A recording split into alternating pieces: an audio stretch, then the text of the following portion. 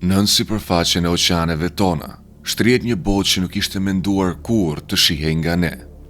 Një mbretëri ku drita shuhet dhe jeta merr forma që duken të pamundura. Ndërsa zbresim gjithnjë më thellë, duke kaluar zonën e dritës së diellit, më pas zonën e muzgut dhe në fund zonën e mesnatës. Krijesat që takojmë bëhen gjithnjë e më të çuditshme.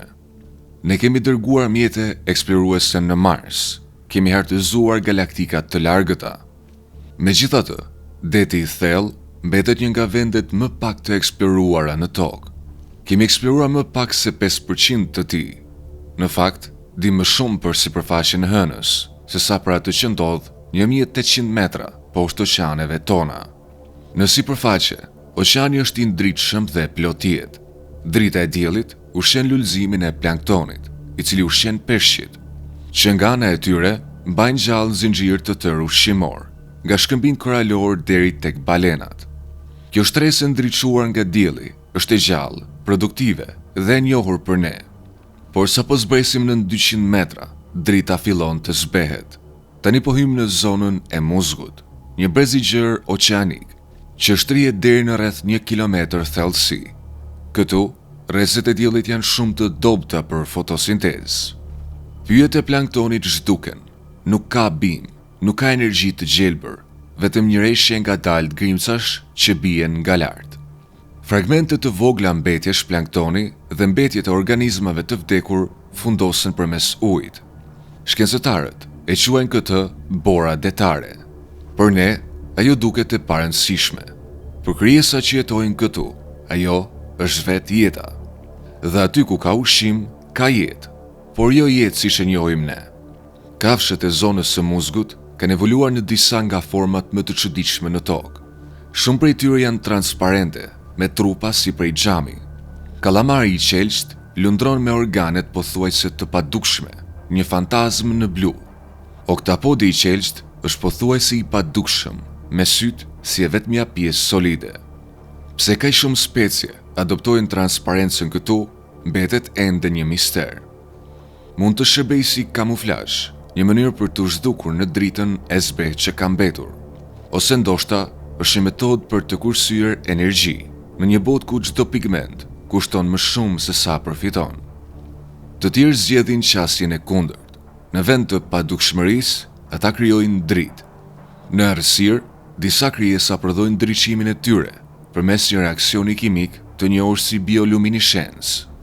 Për ne, kjo është mahnitëse, pikat që pulsojnë, modele që ndriçojnë, trupat të tërë që vezullojnë si fener. Por këtu, drita është mbijetesë. Disa e përdorin për të joshur pren, disa për të gjetur partner, të tjerë për të zhdukur. Kjo strategji quhet kundër ndriçim. Nga poshtë, grabiqarët mund të dallojnë një siluetë të errët, kundër shkëlqimit të zbehtë që vjen nga sipërfaqja. Për të fshehur, kafshë si kalamari firefly bulojnë barkun e tyre me organe që prodhojnë dritë. Ata rregullojnë me kujdes ndriçimin për të përshtatur në mënyrë të përkryer me shkëlqimin nga lart, duke fshirë konturin e trupit dhe duke u zhdukur në sfond. Është kamuflazh përmes imitimit, krijimi i dritës për të zhdukur brenda dritës. Specie të tjera luajnë lojra edhe më të çuditshme. Kandili Bloody Belly Comb Jelly shkëlqen në të kuqe të thellë. Në këto thellësi, drita e kuqe nuk depërton, duke e bërë kandilin të duket plotësisht i zi. Brenda stomakut të tij, preja bioluminescente fshihet, e padukshme për grabiqarët, që përndryshe do ta dallonin shkëlqimin e saj. Në një botë të përcaktuar nga drita ose mungesa e saj, çdo përshtatje sillet rreth asaj se kush mund të shihet dhe kush jo. Por zona e muzgut nuk përmban vetëm truke drite. Ajo strehon edhe një nga spektaklet më të mëdha të oqeanit. Çdo natë, ndërsa errësira bie sipër, miliarda krijesa ngrihen nga thellësitë. Peshq fener, kalamar, kandil, një ushtri e tërë e thellësive, ngjiten drejt sipërfaqes për të ushqyer me plankton në mbulesën e natës. Në agim, ata zhyten sërish poshtë, duke u zhdukur në errësirë. Kjo lëvizje e përditshme gjigande quhet migrim vertikal ditor. është migrimi sinkronizuar më i madh në tokë, më i madh në numër se të gjitha tufat, fluturat dhe grumbullimet së bashku. Dhe megjithatë, pavarësisht për masave të tij, ky fenomen mbeti i fshehur deri në luftën e dytë botërore. Operatorët e sonarëve detar zbuluan një fund deti të re misterios, një shtresë e dendur që ngrihej çdo natë dhe zbriste çdo mëngjes. Nuk ishte fundi i oqeanit, ishte vetë jeta, një botë e tërë e padukshme që lëvizte si një e vetme. Zona e Muzgut është vendi ku rregullat e njohura të jetës fillojnë të përkulen, ku transparenca bëhet mburoj, ku drita përdoret për të fshehur, dhe ku miliarda kafsh ngrihen dhe bien në një ritëm më të vjetër se vetë njerëzimi. Ky është pragu i thellësive, shtresa e parë e një bote që ende nuk mund ta shpjegojmë plotësisht. Përtej 1 kilometri thellësi, çdo rrezë dielli i zhduket. Kemi arritur zonën e mesnatës, një mbretëri që shtrihet deri në 4000 metra. Këtu nuk ka agim dhe as muzg, vetëm natë e pafund. Temperatura qëndrojnë pak mbi pikën e ngrirjes dhe presioni është 100 herë më i madh se në sipërfaqe. Për ne, kjo duket si një botë ku asgjë nuk mund të mbijetojë. E megjithatë, pikërisht këtu evolucioni bëhet më krijues. Merrni si shembull peshkun dragon. Ndryshe nga shumica e krijesave, ai mund të prodhojë bioluminescencë të kuqe. Për pothuajse të gjithë sytë në detin e thellë, drita e kuqe është e padukshme, duke bërë ndriçimin e peshkut dragon një projektor privat. Ai ndriçon pren pa zbuluar vetveten. Është e mahnitshme, sytë e tij janë të përshtatur posaçërisht për të dalluar këtë ngjyrë të fshehur. Është sigur peshku dragon ka shpikur një gjatësi vale sekrete, të dukshme vetëm për veten e tij. Grabiqarë të tjerë këtu janë mjeshtër të zhdukjes. Disa peshq janë të buluar me lëkurë ultra të zezë, aq efikase në thithjen e dritës sa reflekton më pak se 0.5% të asaj që e prek. Edhe kur një dritë në ndecje ndriçon drejt për drejt mbi ta, ata pothuajse zhduken. Dhe pastaj janë peshqit angler, ndoshta gjuetarët më të çuditshëm të thellësive. Femra mban një karem ndriçues përpara gojës së saj, duke u shërprene pavetdijshme. Por misteri i saj më i madh lidhet me riprodhimin. Meshkujt lindin shumë më të vegjël, të dobët dhe të pafuqishëm. Detyra e tyre e vetme është të gjejnë një femër, një sfidë pothuajse e pamundur në errësirën e pafund të oqeanit.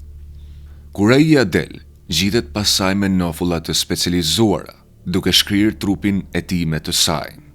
Organet e tij zbehen, derisa i bëhet pak më shumë se një qese riprodhimi, i lidhur përgjithmonë dhe i ushqyer nga gjaku i saj. Kjo është nga format më ekstreme të përshtatjes seksuale të njohura në mbretërinë shtazore. Jo çdo krijesë në zonën e mesnatës është gjuetare. Disa janë oportuniste, pastrues, që lundrojnë dhe presin, duke u mbështetur në rënjen e ngadalë dhe të pashmangshme të ushqimit nga lart. Në errësirën më të thellë, durimi mund të jetë po aq i fuqishëm sa shpejtësia. Një trup balene që fundoset në këto thellësi shtërrohet në një oazë, duke ushqyer komunitete të tëra për dekada. E megjithatë, edhe me nëndetse moderne, ajo që dim për këtë zonë mbetet fragmentare. Për çdo specie të dokumentuar, shkencëtarët besojnë se 10 të tjera mbeten të panjohura.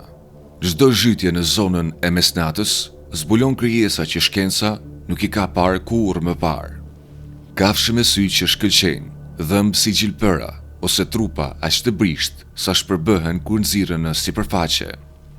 Kjo është zona e mesnatës, një botë ku drita është armë, ku padukshmëria është mbijetesë dhe ku riprodhimi ndjek rregulla përtej imagjinatës sonë. Rreth 4000 metra thellësi, në lëm ujërat e hapura dhe prekin fundin e humnerës. Kjo është fusha abisale, një nga habitatet më të mëdha në tokë, që mbulon më shumë se gjysmën e sipërfaqes së planetit. Dhe megjithatë, është edhe një nga më pak të kuptuarat. Këtu nuk ka orientime, as shkëmbinj koralor, as pyje algash, as male madhështore. Vetëm një shkretëtirë e pafund balte shtrihet për mijëra kilometra në çdo drejtim. Temperaturat nuk ngrihen kurrë mbi 4 gradë Celsius. Ushqimi është i rrallë dhe mbijetesa kërkon strategji që nuk gjenden askund tjetër në tokë. Një nga këto përshtatje është madhësia. Shumë kafshë të humnerës janë gjigante krahasuar me të afërmit të tyre në ujërat e cekta. Izopod gjigant, sa madhësia e qenëve të vegjël zvarriten mbi sediment. Amfipodët, normalisht mikroskopik, mund të rriten më të gjatë se një dorë njeriu. Edhe kalamari kolosal, ndër jo vertebrorët më të mëdhenj që kanë ekzistuar ndonjëherë, mendohet se endet në këto thellësi.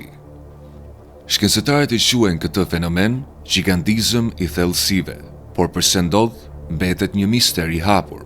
Disa sugjerojnë se kursen energji, të tjerë mendojnë se ofron mbrojtje ndaj grabitçarëve të rrallë. E vërteta është se ende nuk e dim. Një tjetër oazë jete shfaqet kur gjigantët nga sipër bien poshtë. Një balenë ngordhur që fundoset në fushën abisale bëhet një pasuri e rrallë. Brenda orëve pastruesit mblidhen, peshkaqen, hagfish, amfipod, pak më vonë krijesa edhe më të çuditshme marrin pjesë. Krimba që ushqehen me kocka, të njohur si Osedax, kolonizojnë skeletin. Duke ushqyer me vajrat e bllokuara thellë brenda kockave, ekosistemet e tëra lindin rreth një trupi të vetëm, duke zgjatur për dekada, derisa gjithçka që mbetet është pluhur. Kafshë të tjera mbijetojnë me ushqime shumë më pak dramatike. Kalamari vampir, pavarësisht emrit të tij frikësues, nuk është as pak grabitçar. Ai mbledh grimca të botës detare që lundrojnë, duke përdorur filamente të gjata dhe ngjitëse. Edhe në thellësi me mungesë oksigjeni, ai lulëzon fal një pigmenti gjaku me afinitetin më të lartë ndaj oksigjenit nga çdo cefalopod i njohur. Në këtë shkëtëtir të baltës dhe heshtjes, jeta është e ngadaltë. Krijesat rriten ngadalë, riprodhohen rrallë dhe mund të jetojnë për shekuj. Peshkaqeni i Groenlandës, i cili mund të banojë në këto thellësi, mund të jetojë mbi 400 vjet.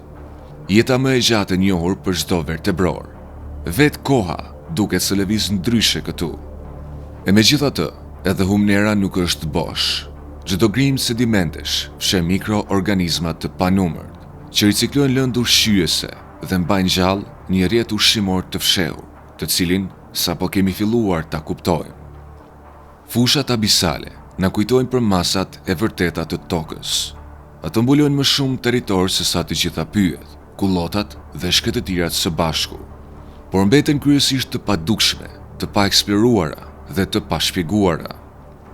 Përtej fushës abisale shtrihet një kufi edhe më i thellë, hendeqjet oqeanike të gdhendura nga forca tektonike.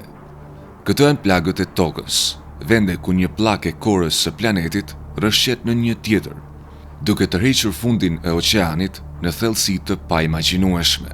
Këtu fillon zona hadale, e quajtur sipas Hadit, botës së nëndheshme. Ajo shtrihet nga 6.000 metra deri në pikën më të thellë të njohur në tokë, gati 11.000 metra nën sipërfaqe. Për ta vënë në perspektivë, nëse mali Everest do të hidhej në hendekun Mariana, maja e tij do të ishte ende më shumë se 1.6 kilometra në ujë. Kushtet këtu janë pothuajse përtej kuptimit. Temperaturat mbeten pranë ngrirjes. Presionet mund të tejkalojnë mijëra herë ato të sipërfaqes. Për trupin e njeriut, ky mjedis do të ishte menjëherë fatal. E megjithatë, jeta jo vetëm që mbijeton këtu, ajo lulëzon. Ndër banorët më mahnitës janë peshqit snailfish, që jetojnë në fundin absolut të hendeqeve. Të brish dhe gelatinoz me lëkurë të holle transparente. Ata duken shumë delikat për të ekzistuar në një botë kaq armiqësore. Megjithatë, ata janë vertebrorë që jetojnë në thellësinë më të madhe të zbuluar ndonjëherë, duke lulëzuar aty ku asnjë peshk tjetër nuk mundet. Trupat e tyre nuk kanë kocka të forta dhe qelizat e tyre janë të përforcuara me molekula unike që mbajnë proteinat funksionale nën presionin shkatrues. Banorë të tjerë janë më të vegjël, por jo më pak të jashtëzakonshëm. Amfipodët, krustacet të ngjashëm me karkalecat, mbushin fundin e hendeqeve në numër të madh. Studimet të fundit kanë zbuluar fibra plastike brenda trupave të tyre, dëshmi se edhe habitatet më të largëta në tokë preken nga ndikimi njerëzor. pranë burimeve hidrotermale përgjatë mureve të hendeqeve, jeta merr një kthes edhe më të çuditshme. Këtu, mikrobet nuk ushqehen me dritë dielli apo borë detare, por me kimikate që shpërthejnë nga korja e tokës. Sulfit hidrogjeni, metan, madje edhe metale të tretura në ujë super të nxehtë. Komunitetet të tëra krimbash, molusjash dhe gaforash varen nga këta pioner mikroskopik. Është një rrjet ushqimor i bazuar në kimi, jo në fotosintezë, duke na treguar se jeta mund të ekzistojë në kushte krejtësisht të huaja për sipërfaqen. Këto zbulime ngrenë një pyetje më të madhe: nëse jeta mund të përshtatet me ekstreme të tilla këtu në tokë, a mund të ekzistojë edhe diku tjetër?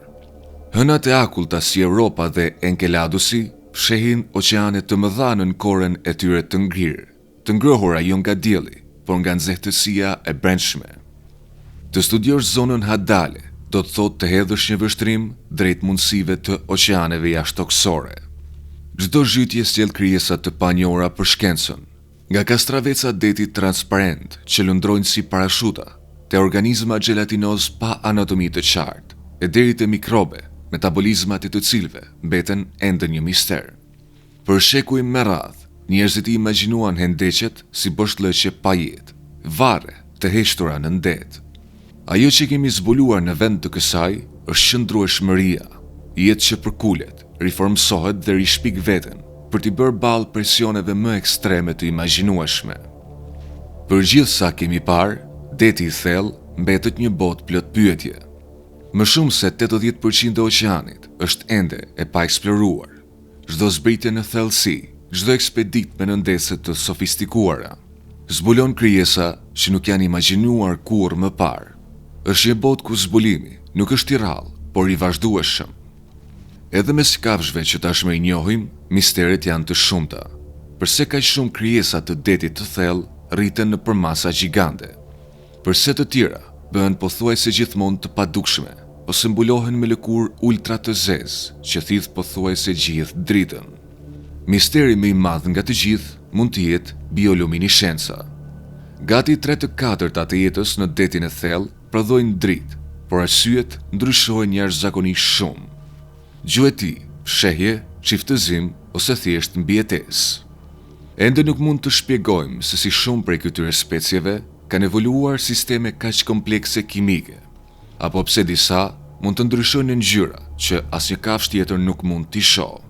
Për momentin, këto janë mistere pa përgjigje. Ndoshta, pikërisht kjo i bën kaq të fuqishme. Ato na kujtojnë se toka ende mban sekrete, sekrete që ja vlen të mbrohen dhe sekrete që ja vlen të zbulohen. Abononi në kanalin ton, duke klikuar butonin subscribe dhe butonin e zilës për të parë më shumë video të tilla. Faleminderit për shikimin.